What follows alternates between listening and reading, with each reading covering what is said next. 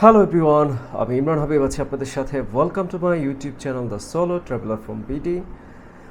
আমি আমার চ্যানেলে এর আগে আফগানিস্তান ভিসা সম্পর্কে একটি ভিডিও আপলোড করেছিলাম এবং আফগানিস্তান ভিসা পাওয়ার ছিল খুবই জটিল একটি প্রক্রিয়া বাংলাদেশিদের জন্য, বিশেষ করে অর্থাৎ আপনি হয় পাকিস্তান অথবা ইউএই হয়ে ভিসা নিয়ে তারপর আফগানিস্তানে যাওয়ার একটা ব্যবস্থা ছিল এবং সেটা কিন্তু সত্যিকার অর্থেই খুব কঠিন।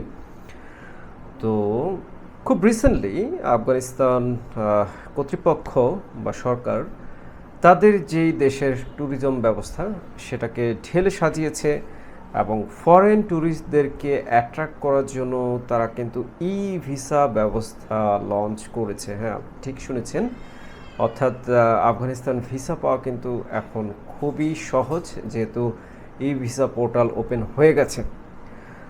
তো আমরা যেটা দেখি বেশিরভাগ ক্ষেত্রে যে বাংলাদেশিদের জন্য যেই দেশগুলোতে এখন ই ভিসা ব্যবস্থা চালু আছে সেটির পরিমাণ খুবই নগণ্য।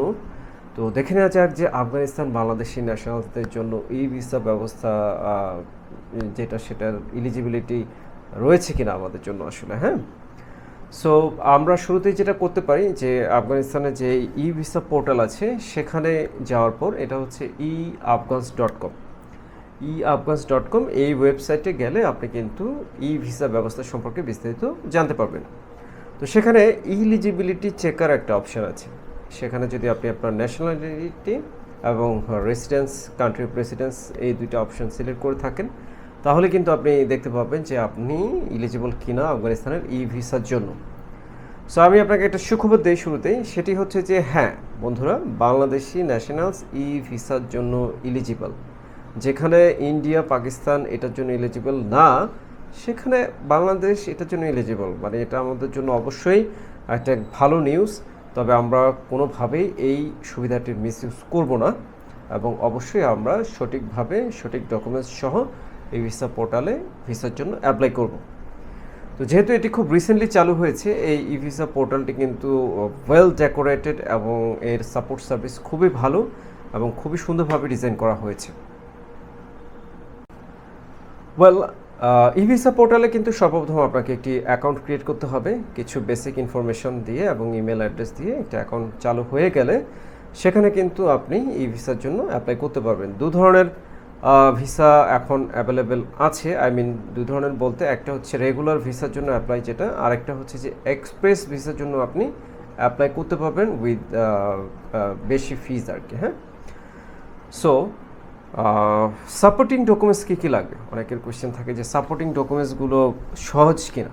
তো আমি বলবো যে হ্যাঁ, আফগানিস্তান ই ভিসা পোর্টালে সাপোর্টিং ডকুমেন্টসের যে অপশনগুলো আছে খুবই সহজ রেখেছে। যে আপনার পাসপোর্টের স্ক্যান কপি, আপনার হচ্ছে ফটোগ্রাফস, আপনার হচ্ছে যে ট্রাভেল করবেন যে সবচেয়ে ভালো হয় আপনার যদি একটা হোটেল বুকিং থাকে, আর একটা ইটাইনারি, যদিও এটা অপশনাল কিন্তু। হ্যাঁ, এছাড়াও আপনার হচ্ছে যে ন্যাশনাল আইডি কার্ডের একটা ক্লিয়ার কপি আপনাকে সেখানে আপলোড করতে হবে, স্ক্যান কপি অবশ্যই।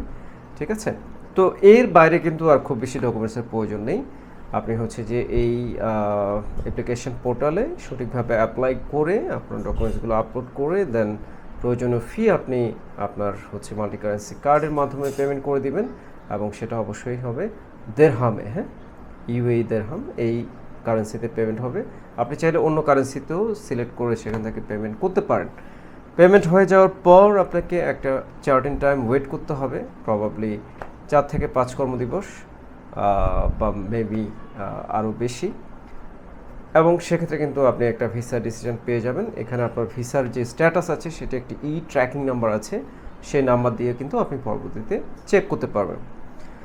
তো আপনি জানেন যে আফগানিস্তান আছে আসলে খুবই সুন্দর একটি দেশ এবং এখানকার যে মাউন্টেন্স রেঞ্জ আছে সেটি কিন্তু জগৎ বিখ্যাত। সবাইকে অনুরোধ করব যারা যারা আফগানিস্তান যেতে চান তারা অবশ্যই অ্যাপ্লাই করেন এই ভিসা পোর্টালে। সবার জন্য শুভকামনা রইল। আল্লাহ হাফিজ।